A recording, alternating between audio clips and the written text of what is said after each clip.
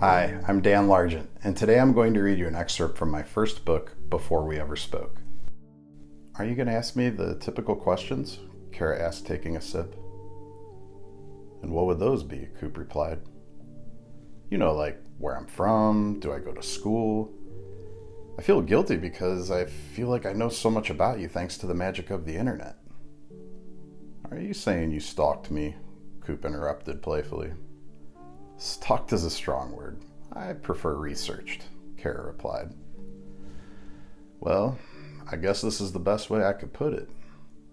I want to know everything there is to know about you. I don't just want to know where you grew up and where you went to school or why you deliver food.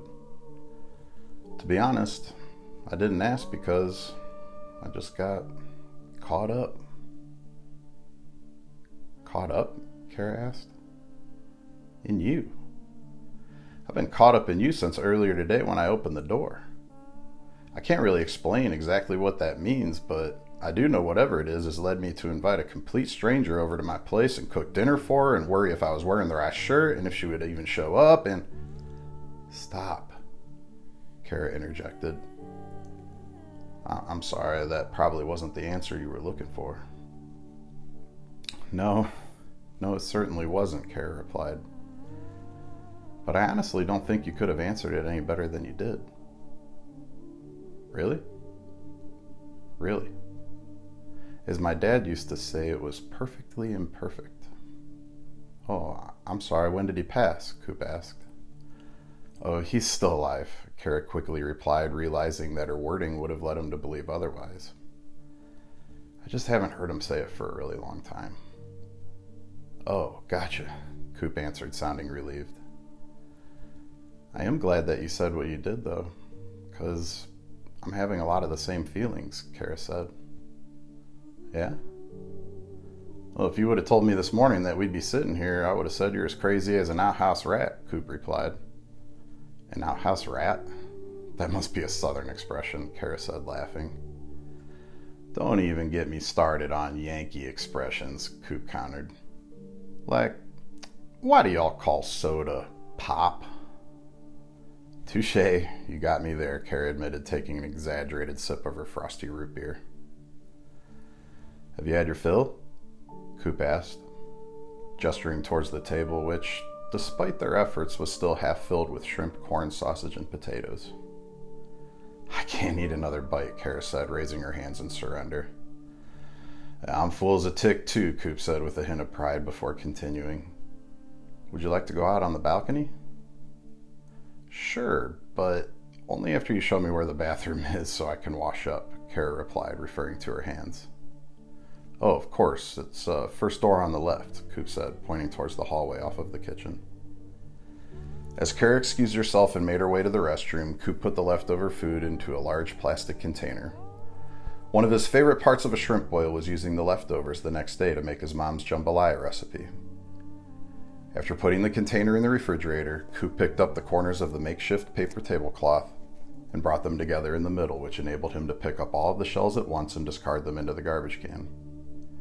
As Coop was washing his hands in the kitchen sink, Kara emerged from the hallway. Wow, you clean up fast, Kara said as she gestured towards the now clean table. That's the beauty of the paper, Coop said, drying his hands.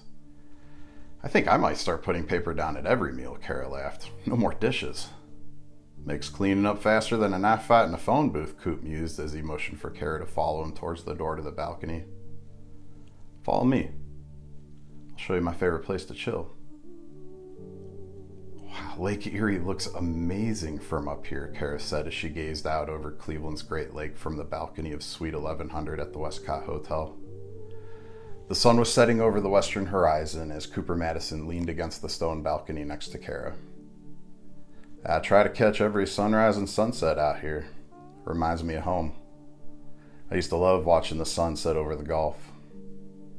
I don't blame you, Kara replied. It's breathtaking and peaceful. Seeing it from up here reminds me of something my dad used to say, Kara laughed. Lake Erie's like a pitching wedge. good from about 150 yards out.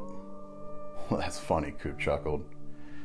It definitely is not as pretty up close. The last time I was on the shore over at Edgewater Beach, I almost stepped on a syringe and about a dozen used condoms. That sounds about right, Kara responded.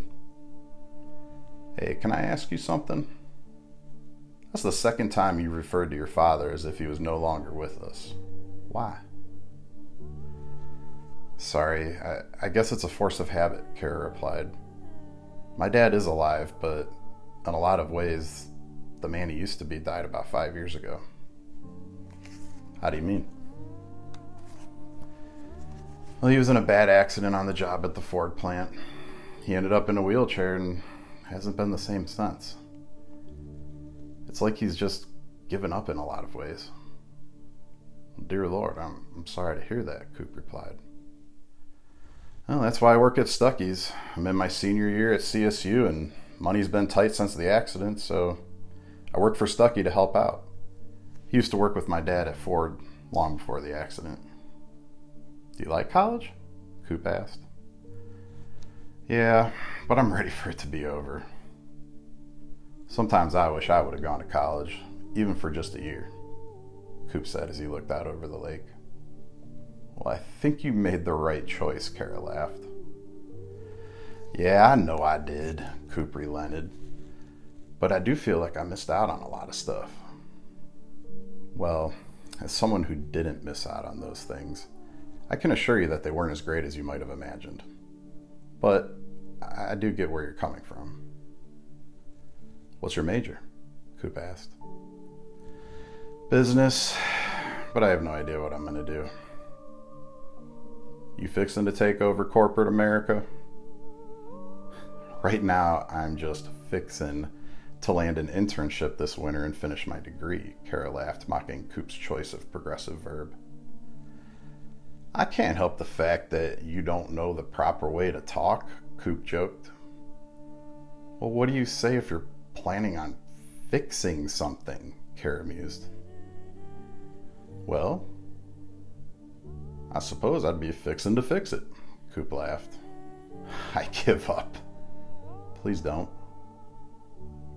Coop deadpanned, his words immediately signaling a shift in tone before cracking a wry smile at Kara.